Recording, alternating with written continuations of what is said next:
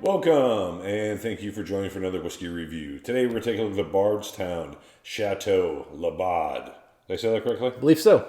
All right, so this one is what's finished in Armagnac cask, correct, Dustin? Correct. And we actually have a Armagnac.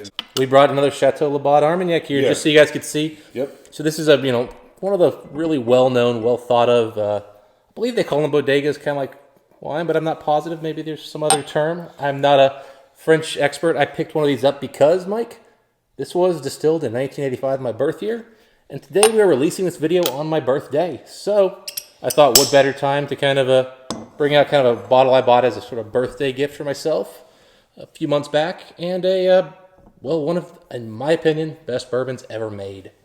So everyone told Dustin happy birthday, so he feels special. I really don't need that. All right, so Dustin, you've been talking about this bourbon for a while. You even brought the example of type of cask it was aged in, so we could make sure we picked up all the notes. Very dark bourbon here. Now, Mike, this is 12-year-old MGP, cask strength, finished for an additional, I believe, something like 18 months in these Armagnac casks. I know you're a big fan of Armagnac in general. You've tried to impress me with them. Well, I wouldn't go that far. I do enjoy Armagnac. I've bought a few bottles. I am still a complete newbie. I know really nothing about it other than I'm dumb enough to buy a lot of 30, 40-year-old Armagnacs here and there. And this thing just smells amazing, Mike. Yeah, it has a rich and depthness to the sweet. Yeah. Sweet normal smell of the bourbon. Well, you got to remember, with MGP's distillate, it's high rye, so you get a lot more rye, but, an Armagnac is going to add a lot of sweetness. It's also going to add some, fall leaves. It's going to add some cinnamons. It's going to add a lot of those interesting notes. Yeah, I mean, the rye note, like that minty rye note is still there, but it's just, man. It's subdued by how sweet this whiskey is. Yeah, it's sweet, but also, again, there's a balance with that fall leaves, the cinnamon. I mean, there's a lot of stuff in here that's balancing. It is still sweet forward. Yeah, I mean, there is spice. There is cinnamon spice here for sure. I guess the two dominant notes, initially that I gravitate to was a sweetness, and then the second, that rye mint. But as you really dig in, you really get more and more. You can also get the age, the char on the barrels is even coming through a little bit. Vanilla. Barrel char for sure. Again, this has like an apple. This has like a apple cider, like at a orchard kind of fall feel to it. The leaves are out there. Yeah, I agree with some of the pumpkin spice type notes that would make you think fall for sure. I'm not sure if I'm getting the leaves, but yeah, it's like those leaves are out. They're sitting in the field. They're slightly damp, but they've also kind of dried a little bit. It's hard to get past some of the sweetness on this. It really is. To get to that type of note, type of a light hay-ish note, you know what I mean? Yeah, and I wouldn't say this is apple, but like apple cider, it's something in that realm, maybe a little bit of a darker fruit than that. And very sweet, you're right, very candied. And again, the cinnamon's there. Oh, yeah. Again, apple cider, which is basically cinnamon apple, and it's fermented or something. I don't know what, actually, I have no idea how they make apple cider, so I shouldn't say anything. Yeah, you gave this high praise, but I tell you what, on the nose, it is definitely a treat. I mean, it is complex. We could spend 30 minutes talking about the nose. I don't think anybody wants to listen to us talk that long, but I mean, there really is that much here. Yeah, no. You don't say that about bourbon much. No, I agree. I mean, this is a 90 plus on the nose. Yeah. For sure. Yeah, it's impressive. No doubt. I'm going. I mean, it's starting to get like a really rich aged caramel, which, I mean, you always get caramel on these bourbons, but it's like the nice oak and caramel and the cinnamon all kind of come together, and it's been sitting out aging. Really, it's added a layer of nice, just oomph. Even head to a Tootsie Roll. Burnt chocolate on oak. You're right. Even on the palate, a little bit of that Tootsie Roll. Like a dark, heavy toffee. Man, it stings on the side. It's an aggressive whiskey. But then sweet, kind of on the finish. And then caramel. Sugary caramel. It's a good finish. It's an aggressive start, which is interesting. Like a lot of burnt chocolate, at least again in wood. Man, but then it just segues. Nice. Really, the whole experience on the palate is good, smooth transition as well. Burnt dark chocolate for sure. That roasted coffee notes even a little bit. Yeah, I can see that. A lot of tobacco. Yeah, Huge tobacco. I mean, This is, cigar, really dark cigar. I don't smoke a lot of cigars, but there's some cigar notes here. Big time. Leathers. Huge leathers. I mean, Definitely tobacco leaf on this. dried leather. Yeah, there's fresh cut tobacco and smoked tobacco. A little drop more. Yeah, I'm very drying on the mouth. Almost surprisingly so, given the level of sweetness up front. But you did notice there was enough spice there where you're not super shocked, but it is very drying. Yeah, no, it's got a good waffle spice. It's an aggressive whiskey. I love aggressive whiskeys. The nose has gotten both spicier and more candied. The fruits have kind of maybe subsided a bit. Vanilla's definitely showing a little bit better here. The mint's coming out a little bit more too. Yeah, you're right. Initially, the mint's there, but it's not like one of the notes I think about. Now there really is a nice little bit of mint. Well, that's what I said initially. For a rye, I'm surprised just because the mint's so low. Initially, the mint was low, I thought, because of the the heavy sweetness from the and Armagnac cask, but I don't know what mash bill they used on this one. So MGP famously has two different mash bills. They're both high rye, but mind you, this is 59.2%. I don't think we said that before. I may have missed that. We said cask strength, but we didn't say 52.9. So 52.9%, which, by the way, is a pretty strong bourbon, especially for an MGP. They don't generally come out that strong. Yeah, it's such an aggressive smell. But really, with water, it kind of shifted a few things around. I mean, I would say it made it less aggressive to a small degree, but I mean, still a super interesting, powerful whiskey. Yeah, you're right. With the nose, you can go at this all day. Yeah, really complex nose. Oh, and it got even better on the mouthfeel palate. It's less spicy now, less alcohol. Oh man, the balance of sweet and spicy. Finish, the oak, the leather, just all of it's just beautiful. The little drop did help with the alcohol. Not that it was offensive or too strong, but it had a nice little bite. It hit a little hard. Now, beautiful. Yeah, so initially sweet, and then the inside goes in that dark chocolate and that wood note. That's still there, but you're right. It's a little more integrated. With kind of all the flavors.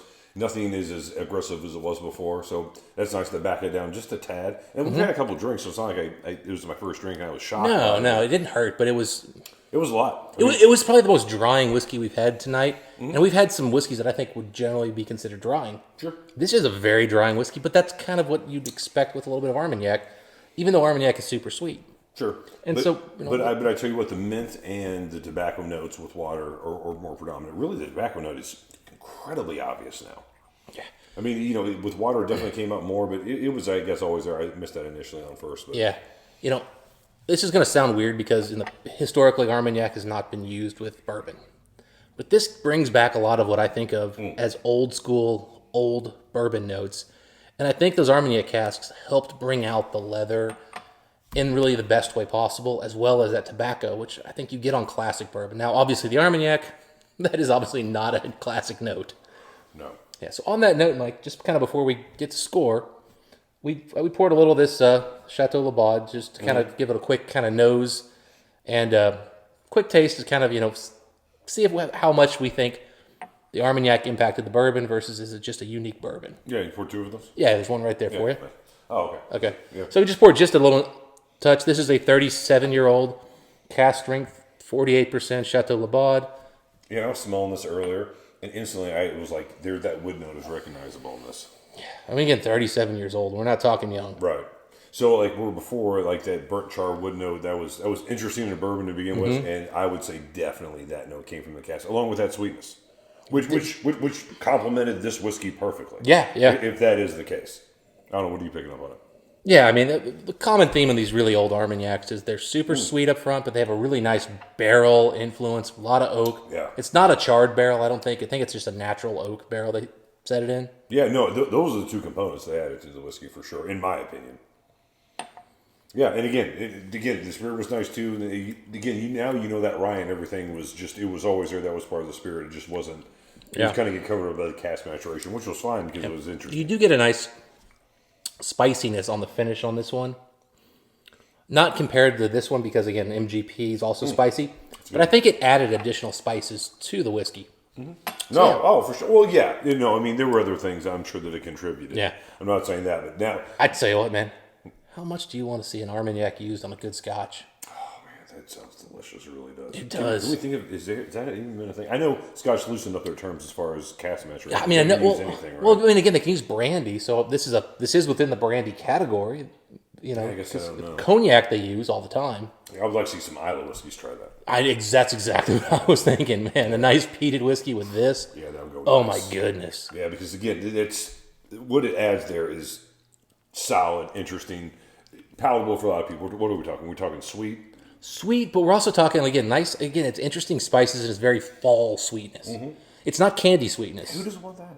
Yeah, I know. Because again, so often we get fruity sweetness where it's like, very much like it's an apple, it's pears. This is not really fruity, it's fall. Right. I mean, and think about it this way. Usually the time you enjoy whiskey the most is when it's not slightly cool outside, right, at least, yeah. So it kind of goes more in season with anything you're doing. Anyway, as far as the whiskey score on this one, let me go first. I know you're impressed with this bourbon, so let me throw a score out there so I'm not influenced by what you say. So, super rich nose right away. Aggressive. I like the aggressive whiskeys. Oh, yeah. I can tell it had some age on it, man. It had some nice layers to it. I'm going to go pretty high on this one. I'll give it an 89 out of 100. Dustin. Yeah, Mike. So, I've been struggling with this one for a while as far as what I'm going to score this because I don't ever go this high on a bourbon. In fact, I don't go 90 on a bourbon pretty much ever. I think I've maybe done it twice. In Kentucky. Oh, yeah. And I think I may have gone a little high on one or two that I think were a little thin that I probably maybe hit 90 and I shouldn't have because I really like the flavor. It happens. But I'm a 91 on this, Mike. I was low. This is, in my opinion, one of the 2 or 3 best bourbons I've ever had. This is not King of Kentucky good. No. But it is right there with anything else I've ever had. And I think the secondary pricing on this before the last 6 months was actually not that insane. Well, now it's ridiculous. What are they now? They're 800. I mean, I agree. It's probably in the top, in the 5 to 10-ish range, I would think, when I stack bourbons in my mind. Yeah, I mean, this... I haven't George T. Stagg's one, I think I'd put... Yeah, I mean... And what we should do is if we ever can source, I know we've got a few friends who might be able to help us out, source maybe a Stag, this, and maybe put a King of Kentucky or something like that together in a little versus. Maybe we should look into that. Yeah, we've done something similar to that before. We know how it turns out, but it'd be fun to do it on camera. Yeah, we've done some pretty interesting comparisons. We probably shouldn't use the King of Kentucky. It's just going to win. No, that is not a fair comparison. Anyway, very, very impressive bourbon at any score. But that cask maturation... Go back and smell the bourbon, by the way. Oh, I just did. Because it's actually a little bit nuttier and chocolatier after going off the actual Armagnac. Yeah, to me, the rye note is more noticeable now. I'm almost getting chocolate peanut butter now. And then that tobacco note again. Tobacco's still there big time. I love this whiskey. Yeah, no, it's great. That tobacco note reminds me of like Lagavulin 25. You know the best part of this whiskey is, Mike? Give it to me. I have 2 more bottles. Strong. Yeah. Strong. All right. I want to thank you for once again joining us for another whiskey review. Dustin, until next time, what do you wish the folks? Happy Chateau drinking. See you next time.